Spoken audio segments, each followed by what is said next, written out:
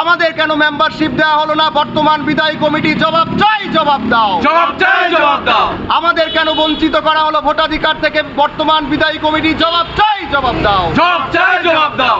আমাদের কেন ভোটাধিকার থেকে বঞ্চিত করা হলো? বর্তমান বিদায়ী কমিটি জবাব চাই, জবাব দাও। জবাব চাই, জবাব দাও। 10 থেকে 15 বছর সাংবাদিকতার পরেও আমাদের কেন প্রেস ক্লাব মেম্বারশিপ দিল না? জবাব চাই, জবাব দাও। জবাব চাই, জবাব দাও।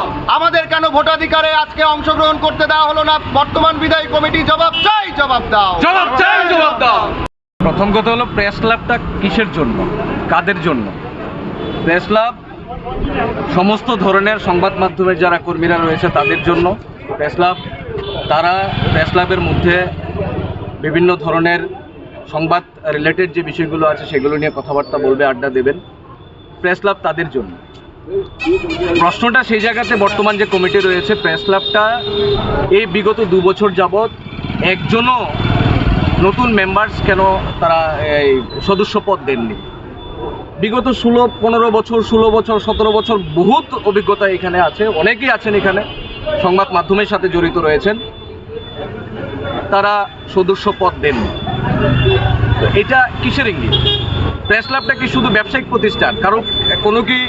কোনো যারা পরিচালন কমিটি আছে তাদের কি পৈতৃক সম্পত্তি? কারো কি প্রেস ক্লাবটা পৈতৃক সম্পত্তি? 2 বছর ধরে যে কমিটি এখানে ছিল, এখানে যে সভাপতি ছিলেন, যিনি সম্পাদক ছিলেন, তারা শুধু ব্যবসা করেছে আর কিচ্ছুই করেনি।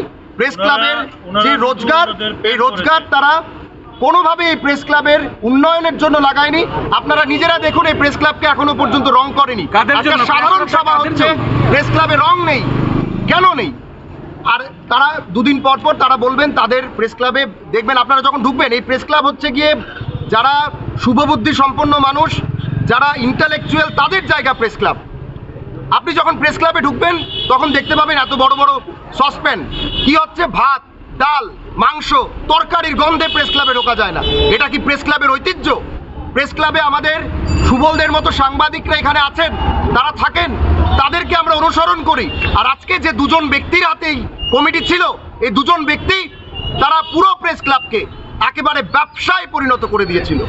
তাই না, অনেকে সরকারি চাকরি করে, তাদের মেম্বারশিপ রয়েছে, তারা ভোটাধিকার দিতে এসছে, এখনো এসছে। আমরা যারা 10 থেকে 15 বছর সাংবাদিকতা করছি, যারা 20 বছর সাংবাদিকতা করছে, আমাদের সঙ্গে একজন বন্ধু রয়েছে রাজুদা, রাজু ভৌমিক, আপনারা প্রত্যেকে চেনেন। রাজুদা এখনো পর্যন্ত প্রেস ক্লাবের মেম্বার না। একদম। আপনি ক্যামেরা করছেন, আপনিও তো মেম্বার নন। তো এই প্রেস ক্লাব 2 বছরে করলো কি? 2 বছরে তাদের কোনো কাজ নেই, কোনো তারা কাজ আজকে দেখাতে পারবে না। আমি একদম ড্যাম শিওর।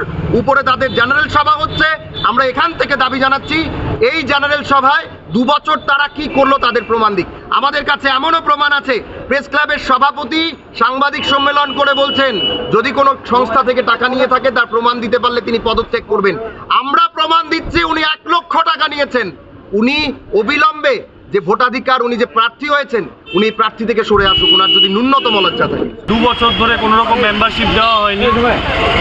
প্রেস ক্লাবের মধ্যে খাওয়া নিয়ে বিভিন্ন ধরনের কমপ্লেন সাংবাদিকদের, এ নিয়ে মানে একটা ওনাদের ফ্ল্যাক্সের ব্যবসা আর বাড়ি করা নিয়ে ওনারা ব্যস্ত। এটা আমরা তীব্র ধিক্কার জানাই। 17 বছর হয়ে গেছে আমি এই ফিল্ডে কাজ করছি।